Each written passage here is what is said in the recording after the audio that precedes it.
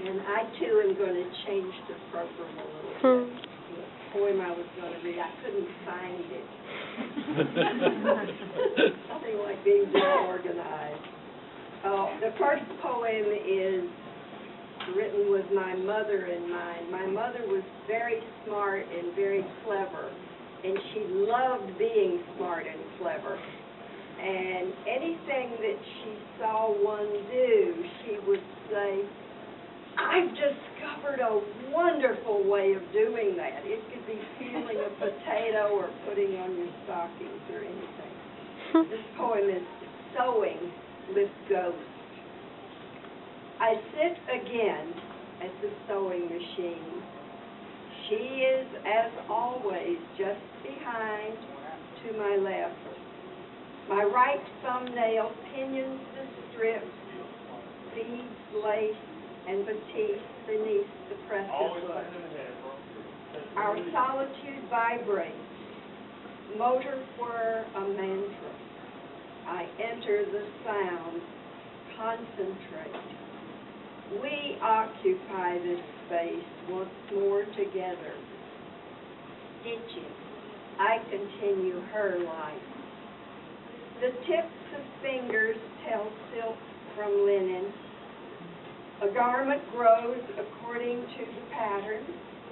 My heart listens as she instructs. We have sewn the long, curved seam.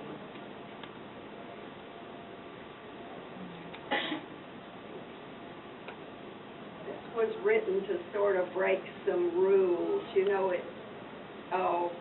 poem words like that and of and with can occupy a lot of dead space in a poem. So I wanted to write a poem and fill it up with one of those words. This is to a thick-headed lover. You make demands, and if I dare to decline your dance, you then will become enraged, and I understand that. I understand that when added to everything else, your needs always win out.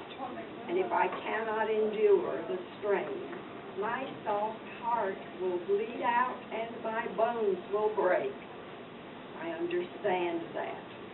Like dogs, I know which side my bread is buttered on. And if I choose today to humor you, for money right now is very hard to come by, and if I preoccupy myself with books and snacks, you'll then be as miserable as I. Understand that. Knowing that I can never meet your needs, I stand misunderstood. I understand that with you, that is that. Lots of that. In addition to writing poetry, I have bred and shown poodles for a number of years. And in February, I had to say goodbye to my first whelp and my first champion, who had been present with me for almost 17 years. And I want to read a poem I wrote about him 7 years ago,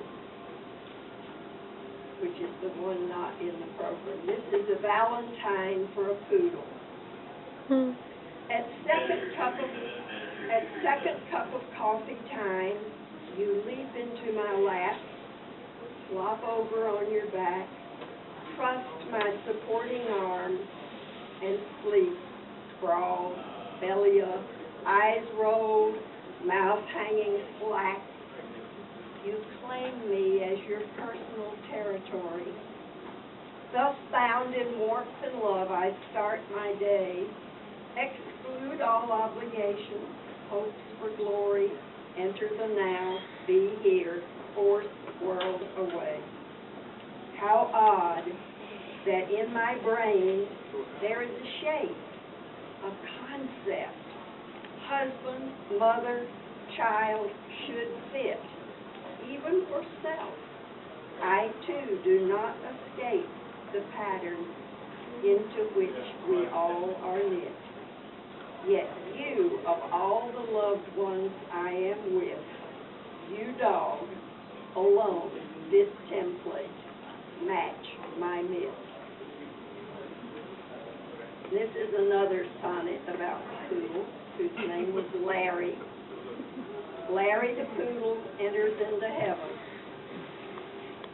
The angels waiting at the gate embraced his disembodied self, and grateful he, baggaged but with wisdom from life's past, weak and tired old fellow having repeatedly made this journey, welcomed their help in passing through.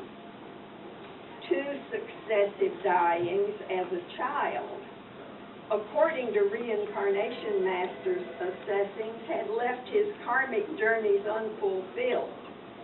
So accepting a rebirth offer in canine form, a case supposedly with some special merit, dressed in puppy's clothing, he has been born to poignant strains of Mozart's clarinet. His human tears flow still. What will be next? What will he next? Long human years or brief dog's love expect?